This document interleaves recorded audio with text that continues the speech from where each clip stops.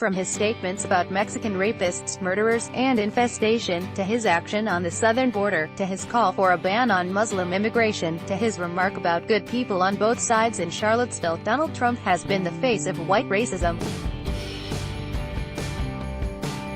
From his 2016 campaign to the current administration, he has appealed to white people fearful of a country changing its racial color.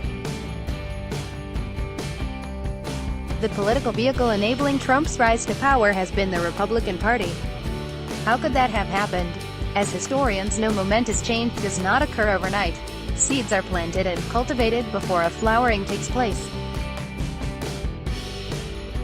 That happened in the Republican Party. The GOP first came to power as the party of the great emancipator, Abraham Lincoln.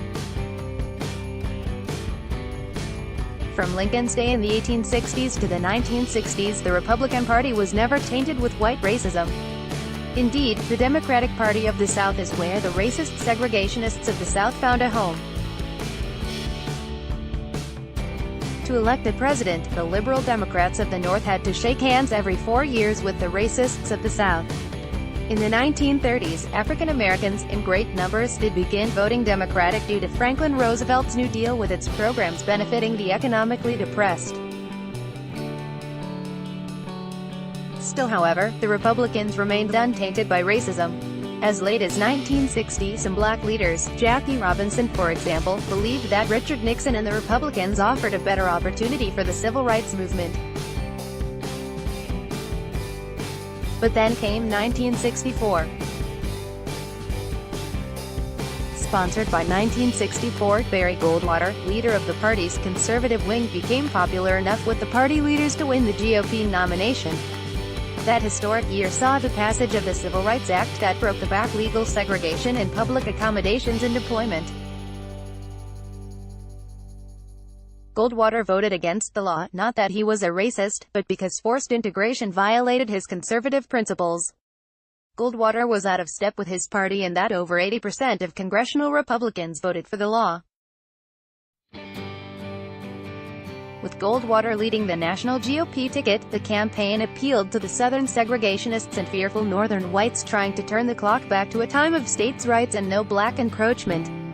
Whites of the South and some Northern whites voted Republican, many for the first time ever. Other than his home state of Arizona, the only states Goldwater won were the Deep South states of Louisiana, Mississippi, Alabama, Georgia, and South Carolina. Few blacks had the right to vote in those states. Goldwater lost in a landslide, but a precedent had been set. Now saw that the Republican Party had a path to power by appealing to white voters fearful of people of color. The stage was set for Nixon's Southern strategy of 1968. Nixon and some of his advisors saw success by appealing to whites repulsed by the civil rights movement and in general the events of the 1960s, race riots in big cities, massive Vietnam War protests, and the drug culture. Nixon promised to bring back the good old days of law and order and states' rights. He did not specifically use racist rhetoric, but the implication was there to fearful white voters. Nixon did not win the Deep South due to the independent candidacy of the former governor of Alabama, George Wallace, who basically used the same Southern strategy appeal as Nixon, though in a more extreme form. Wallace duplicated Goldwater's victories except for South Carolina that went to Nixon. Even with Wallace in the race, the Southern strategy worked in electing Nixon as he ran strong in border states and narrowly won northern states such as Illinois and New Jersey that he had lost to John Kennedy in 1960. In 1972, Nixon again employed the Southern strategy as his campaign attacked liberal welfare McGovernites and those who backed school busing. In 1976, the Southern strategy and in general an appeal to white fear could not work as well as it had in '64 and '68. By then the big city riots had ended and so had the Vietnam War. Furthermore, for the first time since the Civil War, a major political party nominated a deep Southern candidate, Jimmy Carter of Georgia. On the surface it would appear that the Republican flirtation with an appeal to white racism had ended as Carter won all but one Southern state, Virginia. However, a closer look indicates that the opportunity to exploit racism remained for the GOP. Carter won only 45% of the white vote in the South, and it took 95% of the black vote for the Georgian to win 11 southern states narrowly. 4 years later, Ronald Reagan would exploit the opportunity. In numerous speeches during Reagan's run for president in 1976, he told the mythical story of a Chicago welfare woman who defrauded the U.S. government of hundreds of thousands of dollars. The implication was clear, although her race went unmentioned. This was a lazy black woman. It was an appeal to white racism. 1980, Reagan's first campaign trip after winning the nomination was to Neshoba County, Mississippi, the location of the infamous murder of 3 civil rights workers in 1964. His speech at the county fair was a glorification of states' rights. This appealed to blatant racists and Wallace voters. A rural county is where the white voters were that the Republicans were after.